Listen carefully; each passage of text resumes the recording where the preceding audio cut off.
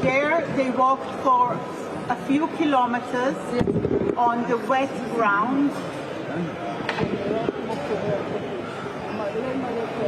There are a huge network of tunnels underneath. It looks like a spider web.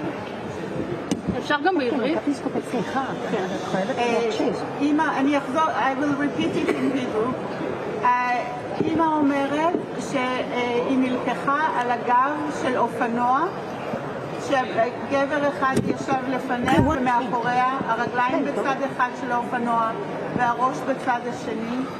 היא אומרת שהם נסעו דרך השדות החרושים, ובזמן שהם נסעו דרך השדות החרושים,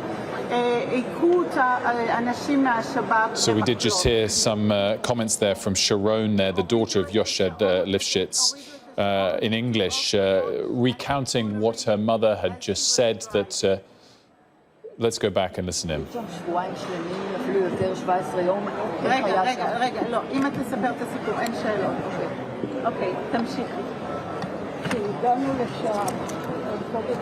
I find it almost terrible that they put this woman on such a show after all she went through. I'm almost certain that there is a very high likelihood that she wanted to do this, knowing full well that she wanted to give her own personal accounts because no other hostage thus far has done this. No other hostage has come out and spoken. This is, 4 hostages have been released so far, and no one else has come out and spoken.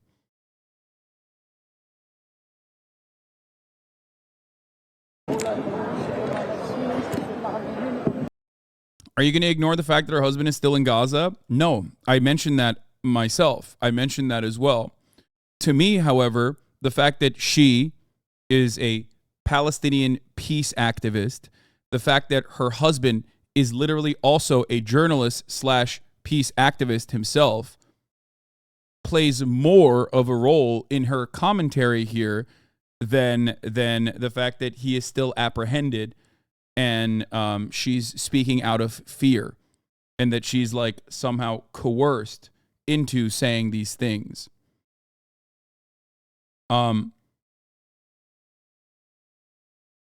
don't think you guys understand personally how the complex dynamic of Israeli peace activists operate and coexist with Palestinians. Like I don't think you get that. She also personally did say, "I lived through hell. I was beaten with sticks." This is what at least the immediate translation showed. So it's not like she's saying, "I love Hamas. I want to hug and kiss them." She's just giving an honest assessment. If she personally was fearful, she probably would not have brought that up either. Right?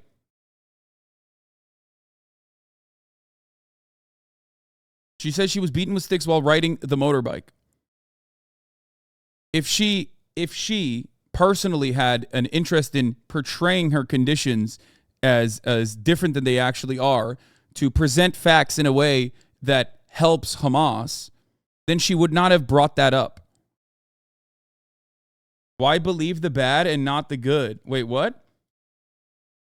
Are you talking to me or are you talking to chatters?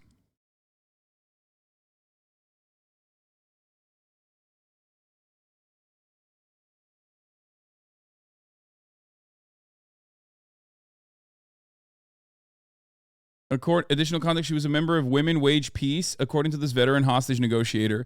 As she was being freed, Israeli hostage Yoshevet Lifshitz shook the hand of her Hamas captor. I asked the veteran hostage negotiator Gershon Baskin,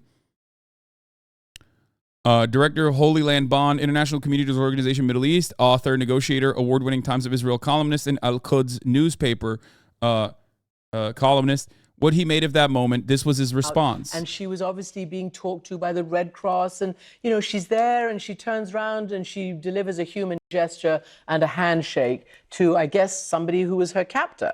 If her husband is still a hostage, couldn't Hamas use that as leverage to make her say good things about the treatment? Absolutely. except she didn't just say good things about Hamas. She also said that she was hit with sticks on the bike. So if that's the case, then she would not have mentioned that. Do you understand what I'm saying? And now we arrive at the last part of the equation. That's Stockholm Syndrome, which is what I was expecting. I thought that there would be a bunch of articles on the matter, except this account, or her anger and her feelings on the matter, her activism on the occupation, against the occupation, does not change the reality by simply saying Stockholm Syndrome. Stockholm Syndrome. I knew that it was going to come, and chatters are already fucking hitting that line. What you fail to recognize here, I have a translated version of 3 minutes. She doesn't mention any stick beating. That's what I'm operating off of, what has been written thus far. It's Hamas video that they put out. She was, leaving and saying goodbye, I assume. What do you make of that? Sorry? What do you make of that gesture? Well, I think, first of all, it's important to know who she is. She's a woman who has volunteered for years of driving Palestinian children and their mothers and fathers to hospitals inside of Israel for medical treatment. She has been a member of Women Wage Peace, Israel's largest peace movement. Also, another woman, Vivian Silver from Kibbutz Be'eri, was abducted and is held hostage in Gaza. She was one of the founders and leaders of Women Wage Peace. I assume that Yocheved speaks some Arabic, and she probably tried to communicate with her captors. I imagine that if I, God forbid, was being held in Gaza, I would make every opportunity to befriend the people who are holding me, because my life is at stake. I think we also have to remember that her husband is still being held hostage in Gaza. And had she come out and immediately done something completely opposite, maybe it would endanger the life of her husband. But I think it was those kind of humane gestures that are important to show. I know a friend who did research on Holocaust survivors and asked the question, why do some Holocaust survivors become these people who are very, very anti-Arab, and others are in the peace camp? Yep. And what she found in interviewing many Holocaust survivors who were part of the peace camp is that there was a moment when they were going through the horrendous suffering during the Holocaust that someone made a humane gesture. Someone gave them a piece of bread, or gave them a night stay in a home, or gave them a blanket. And those gestures of humanity would transform their worldview later and enable them to support peace with the Arabs rather than being against them.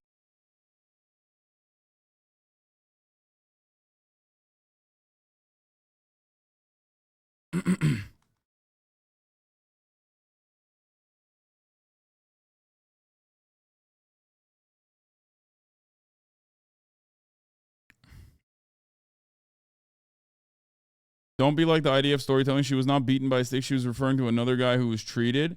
No, the other guy that was treated was a separate story. Another guy fell off of the motorcycle while he was being transported back into Gaza and received medical treatment on his arm.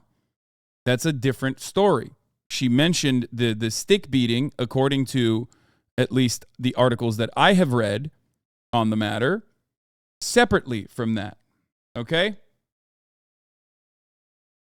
Here, let's look at Democracy Now! That uses the I-24 assessment, so we'll see. Ground tunnels. Once in Gaza, Yocheved Lifshitz says her treatment improved. Her daughter Sharon, who flew in from London for her release, translated her remarks to reporters.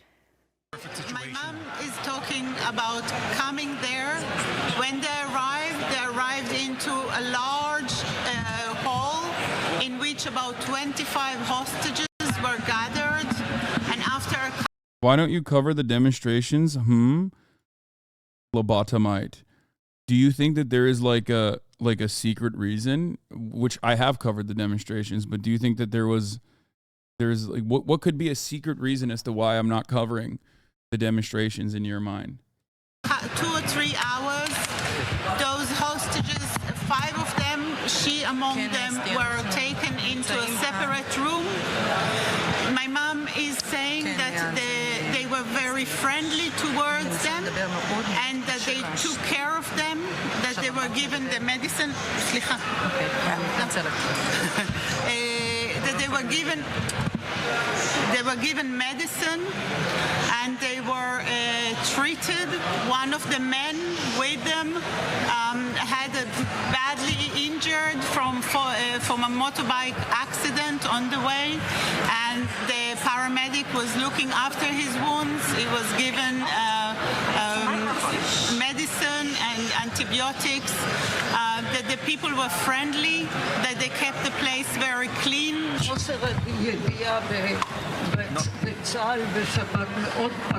We were very hurt by the fact that the IDF did not know where are the scapegoats.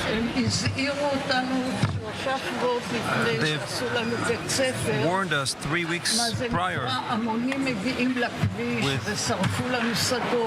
people who came to the road and burned fields, sent incendiary balloons to burn our... Yes, chatter, of course I know Rachel Corrie, one of the most famous fucking activists that was run over by an Israeli bulldozer. Yes, stop fucking begging me to cover Rachel Corrie, okay? I know. It is a horrifying crime that also telegenically was the murder of a white woman, a blonde white woman, who also recognized the dignity and humanity of Palestinians, and of course was murdered by an Israeli bulldozer. I know the story. How the fuck would I not know that story? Please shut the fuck up. Let me cover this, okay?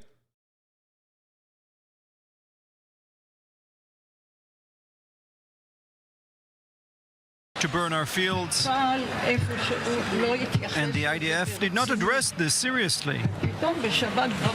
Suddenly, on Saturday morning, when everything was quiet, there was a heavy bombardment of the communities. And with that, the masses infiltrated, blew up the expensive fence,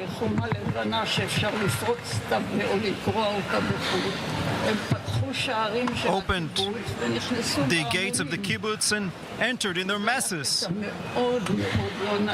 It was extremely difficult. I keep having those images in my mind. He's asking, why did you shake the hand of the Hamas terrorist in the visual? They were gentle with us. Our needs were supplied.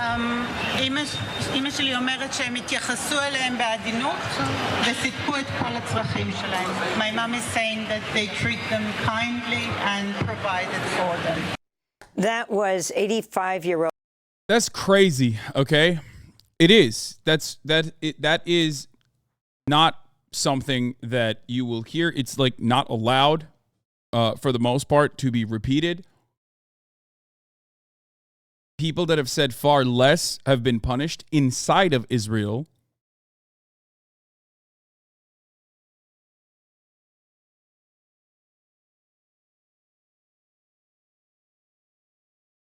Literally. Jewish citizens in Israel, Palestinian citizens in Israel have been punished for far less than that.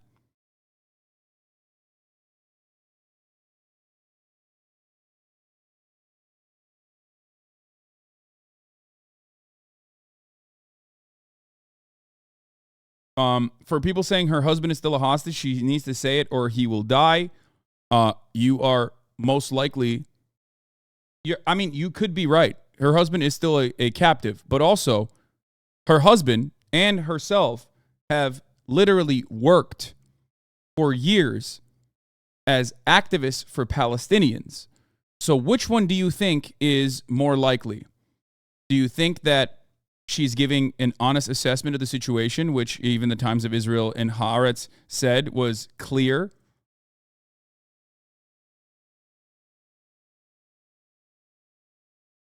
There are three other hostages, some of which have not said anything. She's the first person to give an assessment of the conditions. The likelihood that she wanted to come out and speak when other hostages also still have family members that are apprehended by Hamas and other militants implies that there are conflicting values here at play.